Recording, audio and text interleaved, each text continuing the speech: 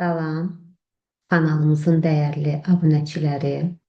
Məndən yeni çıxan test bankımızdan biokimya bölməsində canlı orqanizmlərin kimyəvi tərkibi bölməsində 12-ci sualın izahını istəmişdiniz və indi mən sizə o sualın izahını vermək istəyirəm. Çünki hər biriniz mənim üçün dəyərlisiniz və sizin hər bir xahişinizi yerinə yetirməyə çalışırıq.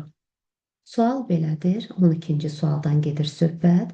Əgər 150 amin turşu qalığından ibarət bir zülal molekulunda maksimum amin turşu növünün iştirak etdiyini nəzərə alsaq, bir amin turşu qalığı bu polipeptidin tərkibində maksimum neçə dəfə təkrarlanır?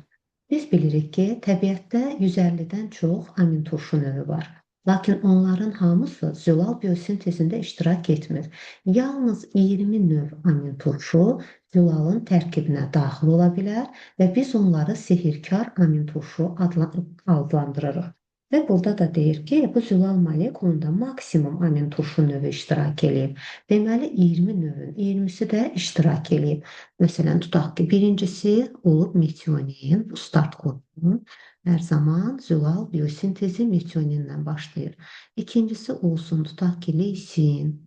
Üçüncüsü olsun, tutaq ki, serin, fərqi yoxdur. Yəni, 20 növün hər birini bir dəfə yazdıq. Çünki hamısı deyir, axı iştirak eləyib. Maksimum amin turşu növü iştirak eləyib. Yəni, 20 növün 20-sini də biz burada görməliyik bu zülal polipeptidin tərkibində, bu zülal molekulunda. Tutaq ki, hərəsi bir dəfə iştirak elədi. Biri isə maksimum sayda təkrarlansın deyir.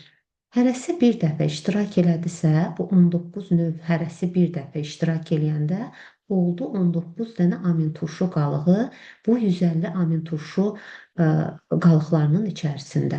19-u getdi. Yerdə neçəsi qaldı? 150-dən çıxıram 19-unu. Bu da eləyir 131.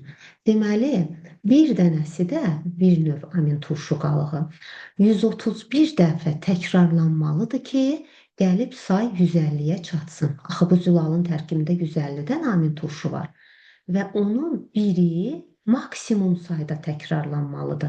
Mən necə eləyim ki, o maksimum sayda təkrarlansın? Deməli, hərəsindən, hər növdən də hamısı deyir iştirak eləsin. Hər növü bir dəfə iştirak etmiş kimi sanmalıyam, saymalıyam.